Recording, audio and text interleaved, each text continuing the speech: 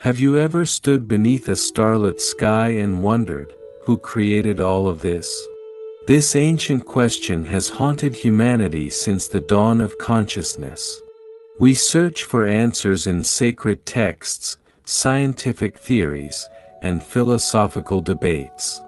But what if the question itself is the problem? What if our desperate need to find a creator is actually preventing us from understanding the profound truth of existence? 2,500 years ago, a seeker approached the Buddha with this very question. The answer he received wasn't what he expected, and it might not be what you expect either. But it could fundamentally transform how you see yourself, the universe, and your place within it. Part 1. The Ancient Encounter, When Creation Meets Wisdom. The story of the questioning philosopher. In the shade of a Bodhi tree, where the afternoon sun filtered through emerald leaves, a learned philosopher approached the Buddha. This man had traveled far, his mind heavy with questions that had plagued him for years. "Blessed One," he began, his voice trembling with anticipation, "I have studied with many teachers, read countless scriptures, and contemplated endlessly. Yet one question burns within me like an unquenchable fire: who created this universe? Who is the supreme architect of all that exists?" The Buddha smiled gently, his eyes reflecting infinite compassion. The monks gathered around, sensing that something profound was about to unfold. "Tell me, learned one," the Buddha responded, "when you see waves upon the ocean, do you ask who created each wave? When clouds drift across the sky, do you wonder who fashioned each one?" The philosopher frowned, confused. "But blessed one, waves and clouds are different. They are temporary formations, arising from natural conditions." "Ah," the Buddha nodded, "and yet you cannot see that the universe itself is like this, a continuous, beginningless process, neither created nor destroyed, but eternally transforming." The philosopher's certainty began to waver. The Buddha continued, "Your question assumes that existence must have a beginning, that there must be a creator separate from creation. But what if this assumption is the very ignorance that keeps you from seeing the truth?" As the sun began its descent, painting the sky in hues of gold and crimson, the Buddha elaborated on his revolutionary insight. "Consider this," he said, raising a flower from the ground. "This flower did not suddenly appear from nothing. It arose from a seed, which came from another flower, which came from another seed, stretching back in an endless chain of causation. Where in this process can you point to a moment of creation?" The philosopher's eyes widened. He had never considered existence in this way before. "You seek a creator," the Buddha continued, "because you cannot conceive of existence without a cause. But this is like a fish unable to conceive of life without water. Your very nature as a being within existence makes it impossible for you to step outside and see existence as it truly is, beginningless, endless, self-arising." Part 2. The Mirror of Consciousness, Who is really asking? Turning the question inside out. Then the Buddha posed a question that would echo through millennia. Instead of asking, "Who created the universe?" why not ask, "Who is asking this question?" The philosopher fell silent. In that silence, something shifted. When you truly investigate who is asking, the Buddha explained, you discover something remarkable. You are not separate from the universe, observing it from outside. You are the universe, examining itself. The questioner and the questioned are one. This wasn't merely philosophy, it was a direct pointing to experiential truth. The Buddha was revealing that our sense of separation, our feeling of being an isolated observer of existence, is itself an illusion. Imagine standing in front of a mirror, and the reflection suddenly asks, "Who created me?" The absurdity is obvious. The reflection is you, examining yourself. Similarly, when we ask who created the universe, we fail to recognize that we are the universe, temporarily manifested in human form, questioning our own nature. Consider your own body. It's made of elements forged in the hearts of dying stars billions of years ago. The calcium in your bones, the iron in your blood, the carbon in your DNA, all of it is cosmic material, organized temporarily into the pattern you call yourself. You are not in the universe, you are an expression of the universe. When you ask, who created all this? It's the cosmos itself, awakened to consciousness through you, wondering about its own existence. How profound! How magnificent! The universe has evolved eyes to see itself, minds to know itself, hearts to feel itself. Part 3, Beyond Purpose, the Natural Order of Things. The Tyranny of Why. The Buddha recognized that humans are obsessed with purpose. We cannot accept that things simply are, we need them to be for something. This need for purpose, he taught, is another form of ignorance that prevents us from seeing reality clearly. Look at the rain, the Buddha would say. Does it fall to water the plants? Or does it fall because clouds have reached saturation? The plants benefit, certainly, but the rain knows nothing of purpose. It simply follows its nature. This teaching challenges our deepest assumptions. We want the universe to have meaning, to have been created for a reason. But the Buddha suggests something far more liberating. Existence doesn't need a purpose to be magnificent. It doesn't need a creator to be sacred.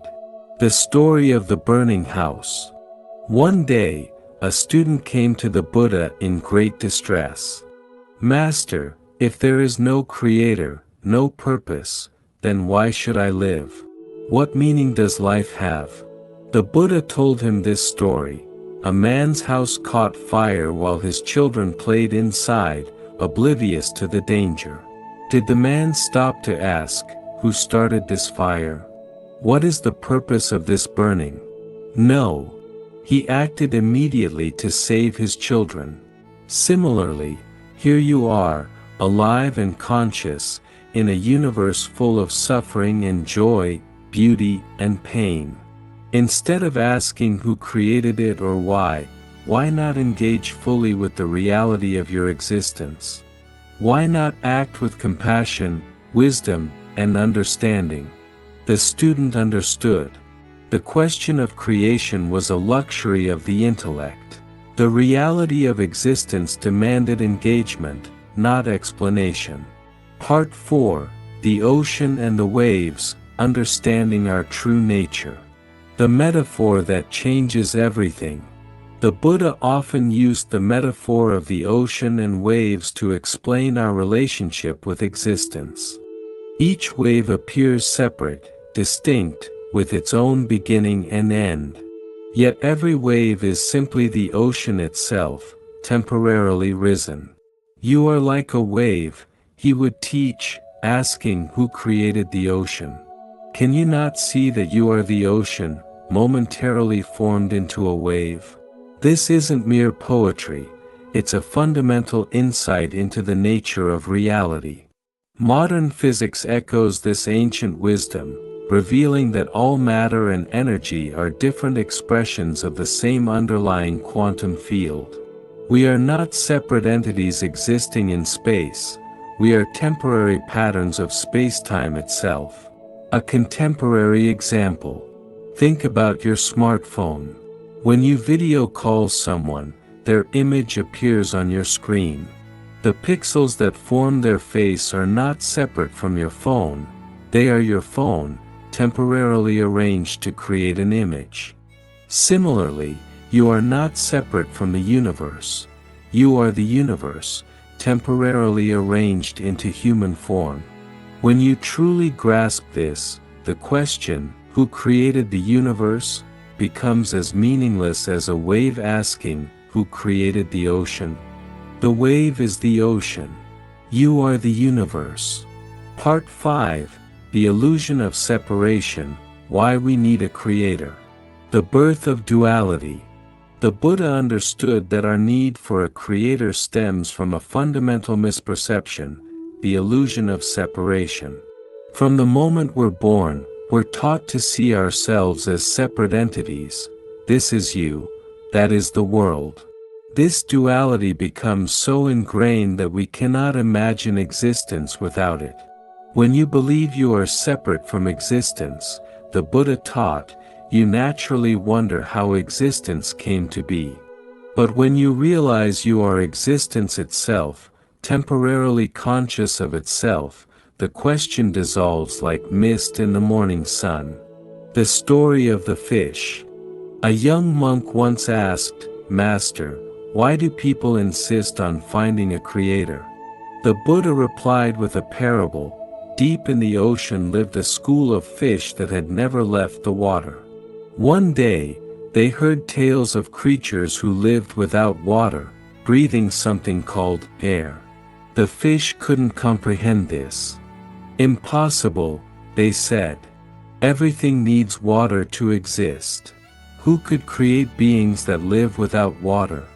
They failed to realize that their inability to conceive of life without water came from their own limitations, not from the nature of reality itself.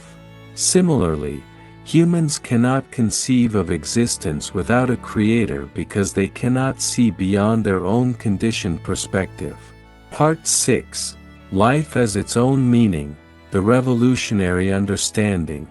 Beyond the Search for Purpose. One of the Buddha's most radical teachings was that life doesn't need external meaning, life is meaning. This sounds simple, but its implications are profound. We spend our lives searching for meaning as if it's hidden somewhere, waiting to be discovered. We ask, what's the purpose of life? Why was I created? What am I meant to do? But the Buddha suggests these questions are based on a false premise, that meaning exists apart from life itself. When you eat, is there a purpose beyond nourishment and taste? The Buddha would ask. When you breathe, is there meaning beyond the breath itself? Life is not a means to an end, life is both the means and the end. A modern parallel. Consider music. What's the purpose of a symphony? Is it to reach the final note? If so, the best symphonies would be those that reach the end fastest. No, the purpose of music is the experience of music itself. Each note, each phrase, each movement is both journey and destination. Your life is the same. You're not living to achieve some external purpose. Your living is the purpose. Your consciousness, your experience, your very existence, this is the meaning you seek. Part 7, The Practice of Presence, Living Without a Creator. From Theory to Experience. The Buddha never asked anyone to simply believe his teachings. He invited them to investigate, to practice, to discover truth through direct experience. Sit quietly, he would instruct. Watch your breath. Notice how each breath arises without your creating it, continues without your maintaining it, and ceases without your destroying it. This is the nature of all existence, self-arising, self-sustaining, self-ceasing. This practice reveals something extraordinary. Life is happening by itself. Your heart beats without your command. Your thoughts arise without your creation. Your consciousness exists without your making it exist. You are not the creator of your experience, you are the experience. The story of the master gardener. A gardener once approached the Buddha, proud of his beautiful garden. "Look, blessed one, at what I have created." The Buddha smiled. "Did you create the seeds? Did you create the soil? Did you create the rain and sunshine? Did you create the natural processes that transform a seed into a plant? The gardener's pride dissolved into understanding. I see now. I didn't create anything. I simply participated in the natural unfolding of existence. Exactly, the Buddha replied. And this is true of all existence. There is no creator, only eternal transformation. No beginning, only continuous becoming. Part 8, The Quantum Truth, Modern Science Meets Ancient Wisdom. The universe creating itself. What the Buddha intuited through meditation, modern physics is discovering through mathematics.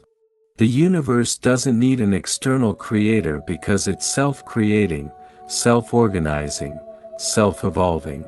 Quantum mechanics reveals that particles pop into and out of existence spontaneously. The universe at its most fundamental level is not a collection of things but a dynamic process of becoming. Energy transforms into matter, matter into energy, in an eternal dance without beginning or end. Consider this: every atom in your body, except hydrogen, was forged in the nuclear furnace of dying stars. You are literally made of stardust.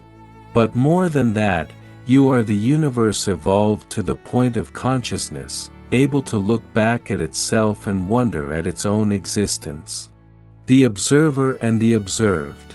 In quantum physics, the observer cannot be separated from the observed. The act of observation affects what is observed. This echoes the Buddha's teaching perfectly. The questioner cannot be separated from the question, the seeker from the sought.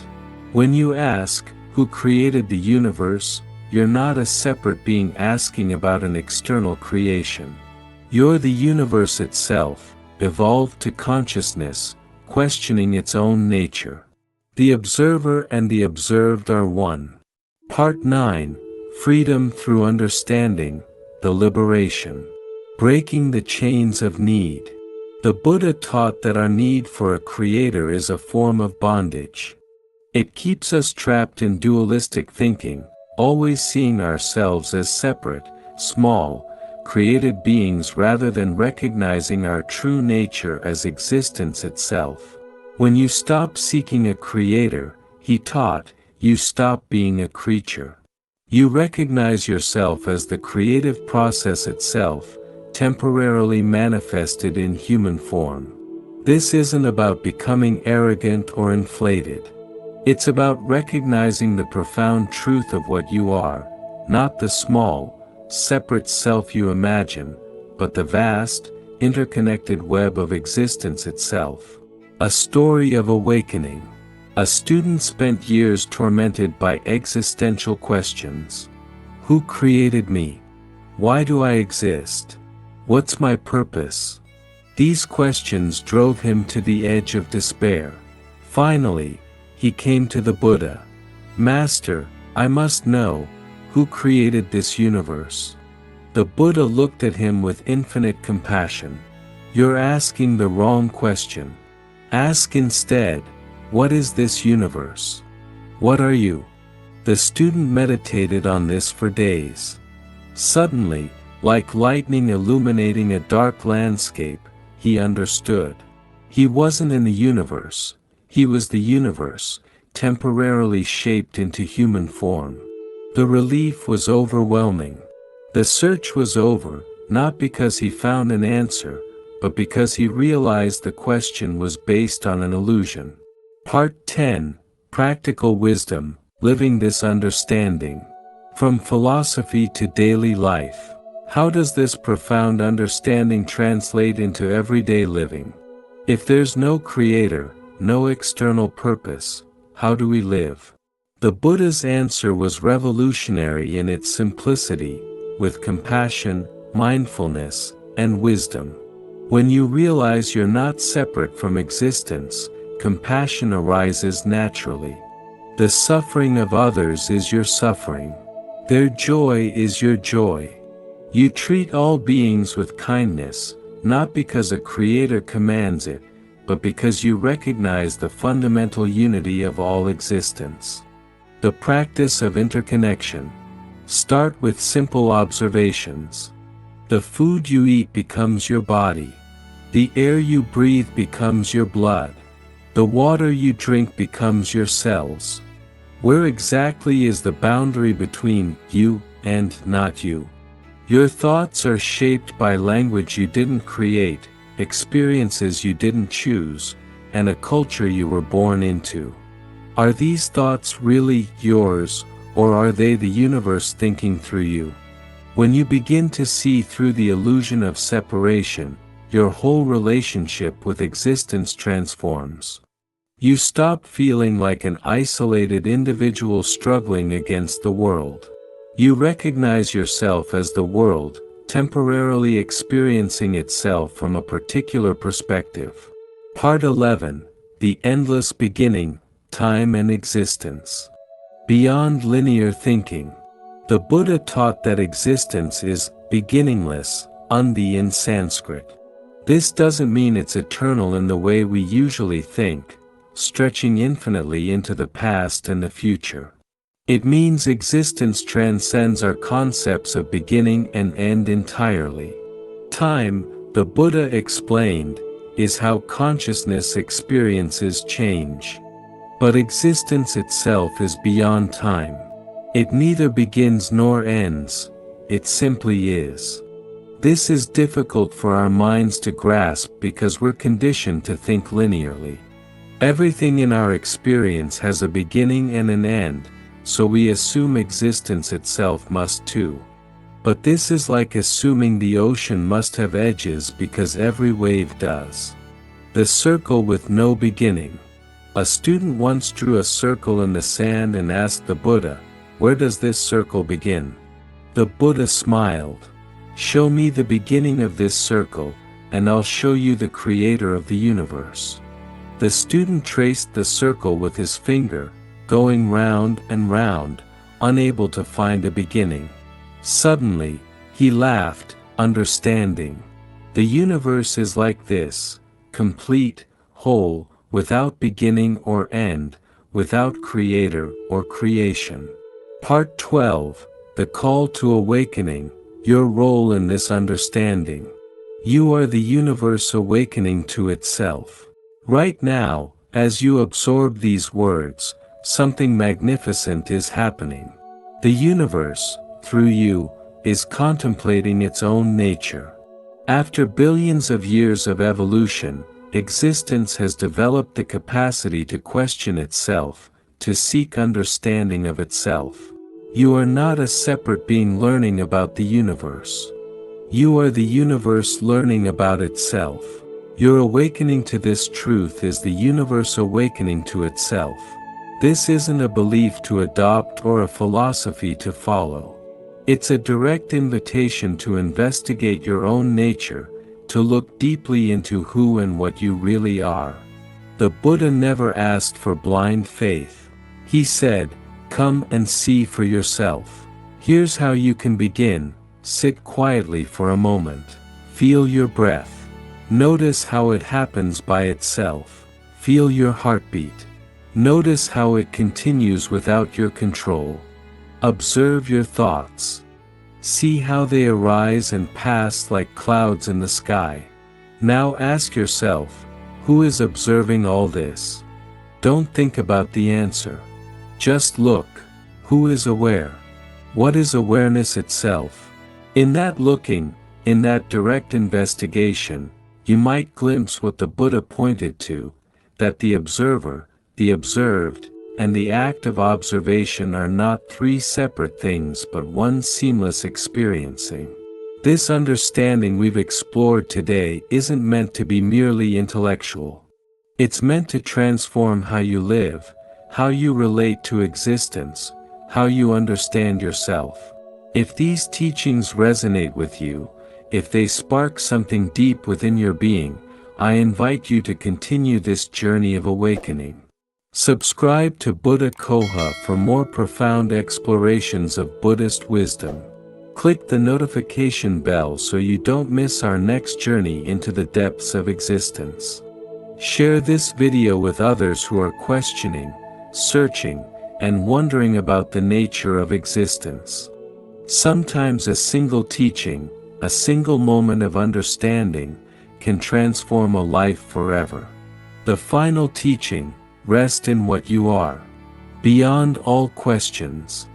The Buddha's final words on creation were perhaps his most profound.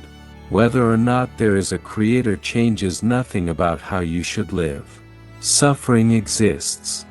The cessation of suffering is possible. The path is clear. Walk it. He wasn't avoiding the question, he was pointing to something far more important. Your theories about creation don't alleviate your suffering. Your beliefs about creators don't bring you peace. Only understanding your true nature, only recognizing the illusion of separation, only awakening to what you really are can bring liberation. Imagine a wave spending its entire existence desperately seeking the ocean, not realizing it is the ocean. Then one day, it recognizes its true nature. The seeking ends. Not because it found what it was looking for, but because it realized it was what it was looking for all along. This is your invitation. Stop seeking the Creator. Stop looking for meaning outside yourself. Recognize what you are, existence itself, temporarily manifested in human form, experiencing itself subjectively. In this recognition, a profound peace arises. The endless questions cease. The desperate seeking ends. You can finally rest in what you are, what you've always been, what you can never not be. In the end, the Buddha taught, it doesn't matter who created the universe. What matters is this: here you are, conscious and alive. You can choose suffering or liberation. You can remain asleep to your true nature or awaken to it. You can continue believing in separation or recognize your unity with all existence. The universe doesn't need a creator because it's not a creation, it's a creating, an endless process of becoming. And you're not observing this process from outside. You are this process, temporarily aware of itself.